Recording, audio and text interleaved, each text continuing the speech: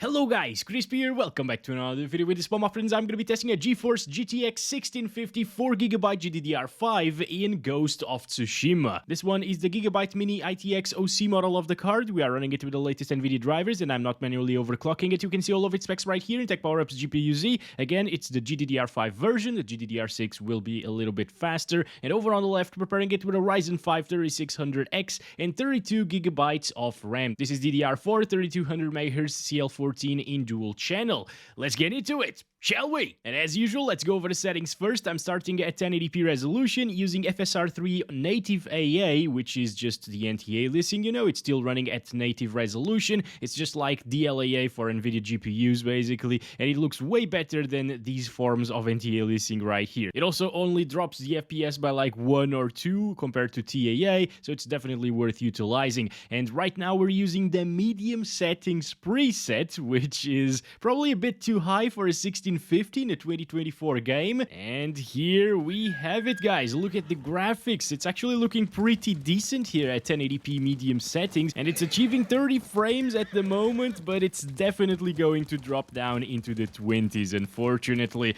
Like, it's already touching 30. This isn't really a super intensive area. We're gonna go to 1 just in a little bit, but yeah, it's passable if you're used to playing games on a GT 710 with like 20 FPS. You know, if you're used to playing games with 30 plus frames per second, it's still going to feel good in like 80% of the game. But in those areas that are just slightly more intensive than average, it will dip down into the 20s. And yep, that's exactly what we see right here. Mid 20s, 26, 27 most of the time. As you can see, it's 25 even. It's not playable like this, guys, unless you really like slideshows, or maybe if you lock it to 25 FPS. Actually, a subscriber of mine that made a very generous donation and asked me to play with 25 FPS locked, so let's try that out. Okay, here we go, 25 FPS. If you lock it to 25, this is what it looks like. It stays at 25 the entire time, of course, even in intensive areas, and you get a flat frame time graph, but honestly, this is definitely not what I am after, although it doesn't really feel all that bad compared to 30 FPS unlocked with all of this stuttering that was happening in this area, you know? Like, it's pretty interesting. So what I'm gonna try to do first is enable dynamic resolution scale, which will just drop down the resolution whenever it needs to and whenever it drops into the 20s. So right now we should be seeing 30, 31 frames most of the time, maybe with some drops to like 29 sometimes, but you know what? It actually does look pretty decent, and it is hanging in there, you know, with 30 plus so far. So I think this is a much better option than like using FSR 3 on quality, for example, since that pixelates the image by quite a bit. I mean, if you set FSR 3 to quality, it will run the game at a locked 720p resolution and then upscale it to 1080p, but it definitely looks way worse than this. It's probably lowering down the resolution just a little bit, like 10% maximum, to be able to achieve the 30 frames per second. And whenever you can actually achieve 30 plus frames per second, it's not even lowering the internal resolution, so it's not using the dynamic resolution scale. You know, it's just locked 1080p. Oh, come on, I forget. I always forget that I can't jump with this horse. I can't make the horse jump, you know? If you press space, you actually go off the horse. So, yeah, there's that. Anyway, you can see that sometimes over here while fighting these guys, it actually does dip down. Oh, do not hit Roach. What the hell are you doing? Nope. No. All right, goodbye, sir. But yeah, it does dip down to 29 sometimes, which is not really that amazing. You can actually feel a little slowdown here and there whenever it does happen, but it's not the end of the world at the same time, right? It's a playable experience, and if you need the medium settings, or if you're after the best visual fidelity with the GTX 1650, obviously you can't go up to like high settings or very high settings. That would be insane. And it would get like 20 frames per second or lower. So yeah, this is it. This is the best visuals to performance ratio that you can get probably in this particular game. Now we're moving on to FSR 3 on quality. Again, this locks the internal resolution to 720p resolution, which is just how the normal FSR stuff and DLSS stuff works at 1080p res, on quality at least. And this thankfully pushes our frame rates up to the 40s, guys. That's pretty impressive. It's a good bump in performance for sure compared to what we were seeing at native res, like 15 FPS. That's 50% more performance basically. Compared to the native resolution stuff. And you know what? The game still doesn't look terrible. I am using a 32-inch monitor for this, though, so it's a little bit pixelated. I can see all of those pixelation issues. Oh boy, wait a second. We might want to do the standoff thingy over here. These guys are definitely a lot harder to kill, probably, than the other ones who we just fighted with. But let's try this. Come on. I actually died, I believe, with these guys on the RTX 3060 video. Come on. Come on. Come on. Come on. Come on. Come on. Let's go. Let's go. Come on. God. Yep. Okay. Heal myself. Okay. All good. Oh boy. No, no, no, no, no, no, no, no, no, no, no. This is bad. This is very bad. I'm fighting terribly at the moment. Oh, damn it. We died. I guess you gotta learn these patterns if you want to stand a chance against these heavier boys. Anyway, let's take a look at the map from here. We got some fog at the distance. Don't like that, usually, you know. Whenever it's clear skies, it's a little bit prettier, but the fog is actually slightly more intensive. Just like 2 FPS more intensive, but still, it is slightly more intensive. Oh, this is an interesting place right here.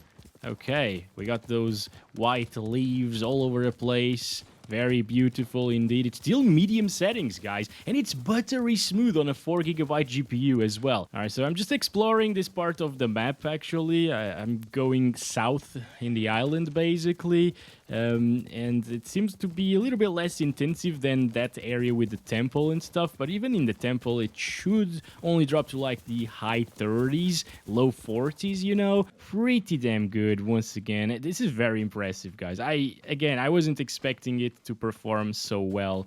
Sure, it does drop into the 30s still and the mid-30s very often in this area for some reason, but it's fine. It's a decent experience. And you know what? This FSR 3 implementation around this area is kind of looking better than TAA. Aside from like around my character where you can see a lot of pixelation and noise, on faraway trees, it looks pretty pristine, my friends. Like, it's crispy. There's a tiny bit of shimmering, especially in the farther away trees. But it does look a little bit better than TAA, once again. I'm going to turn this off, turn this to TAA, just to take a look, okay? And as you can see, now that I start moving like this, yeah, there is a lot more aliasing on faraway trees than there was with FSR 3 on quality. So there's that. Don't use TAA, guys, okay? Also, let's check it out with native AA from FSR 3. And yeah, it's getting like 3 less FPS than TAA or 2 less FPS than TAA in this particular area. So yeah, if you're after that higher visual fidelity at 30 FPS all of the time, DRS with native AA from FSR is your friend. If you want a little bit smoother of an experience, 35 plus FPS all of the time and averages in the 40s and mid 40s, you can use FSR 3 on quality, but we still have the option to utilize some frame generation. So I'm going to try that out. And it's on top of native AA, not FSR quality, okay? And this gets us, 50 FPS, but it doesn't look like 50 FPS, and it doesn't feel like it either. Like, moving the camera around, there's a lot of input lag like this. I mean, it's still doable because this is a third-person single-player title, but I think it's not working very well. Like, look at that, actually. There were a lot of imperfections and artifacts over there, and it literally looks more stuttery than the 30 FPS experience that we've just had. It's kind of like it's not even working at the moment, guys. That's really weird. Now, let's test it out with FSR 3 on quality plus frame generation, all right? And this way, okay, we can actually get up into the 70s and 80s. That's pretty impressive. But it doesn't feel like 60 plus FPS at the moment. It just says that we're getting 70 FPS in the counter, but I'm not seeing the 70 FPS. This is very weird. Anyway, ooh, wait, I thought I was going down in the island, not to this area. What? Okay, I am completely oblivious of where I am. If they manage to fix the weirdness going on with the frame rate here with frame generation, you can expect around like 60 to 70 or 60 to 80 most of the time. It does look quite rough with FSR Quality plus FG here at the 1080p resolution. At higher resolutions, it works way better than this, but you can see a lot of pixelation, you know. And again, it doesn't feel smooth. It introduces a lot of input lag. So yeah, don't use this, I guess. I could try it at like performance maybe, just to check it out. Let's see. Also, I didn't really talk about this yet, but you can see that the GPU utilization is always at 99% with this CPU, and that wasn't the case with the Pascal series GPUs. GTX 1060 with this same Ryzen 5 3600X was showing like 80% GPU usage, which was very low, and it confused me a little bit, thinking that it was possibly a CPU bottleneck, but then I installed it on my Ryzen 9 PC, and it wasn't a bottleneck because it still wasn't maxing out on the Ryzen 9. So yeah, pretty weird behavior there on the Pascal series GPUs. Thankfully, with the Turing series, 16 and 20 series, that isn't the case.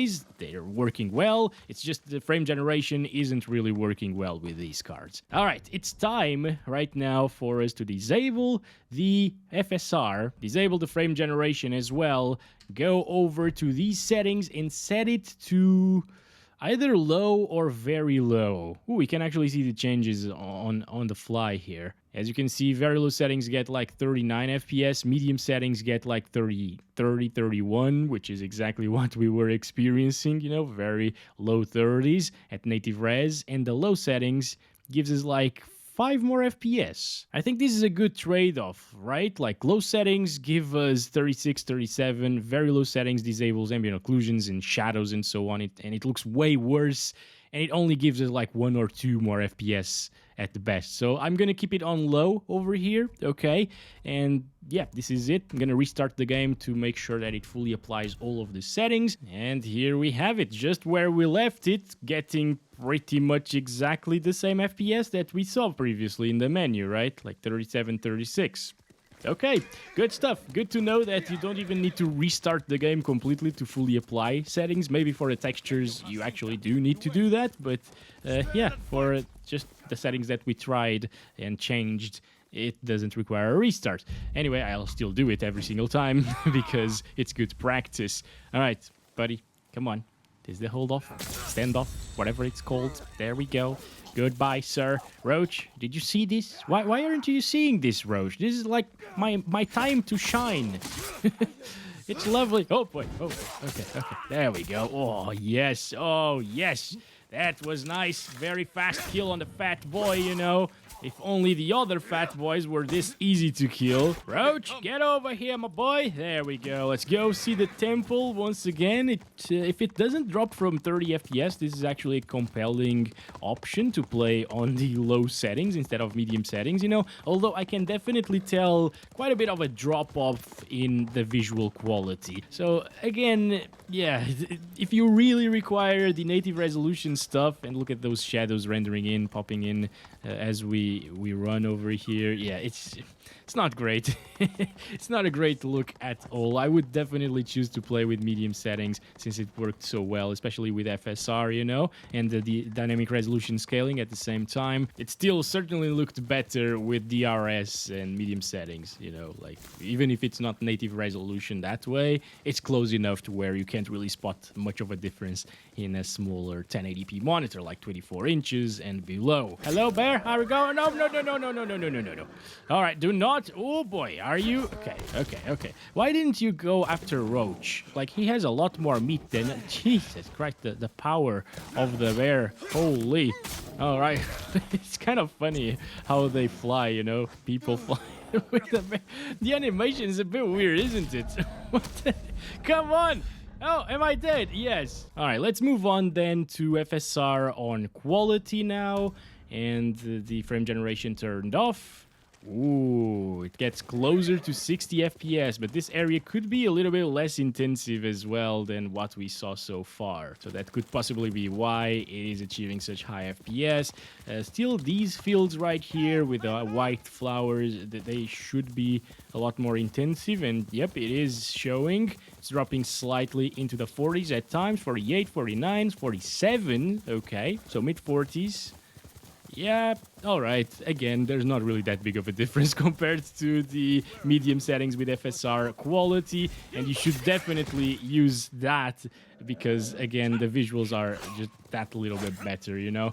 In some areas, like the flower field over there, it's not noticeable, and areas with a ton of vegetation, it's not really that noticeable. Maybe at the distance it is. Like, look at that grass right in front of us over there. That looks terrible.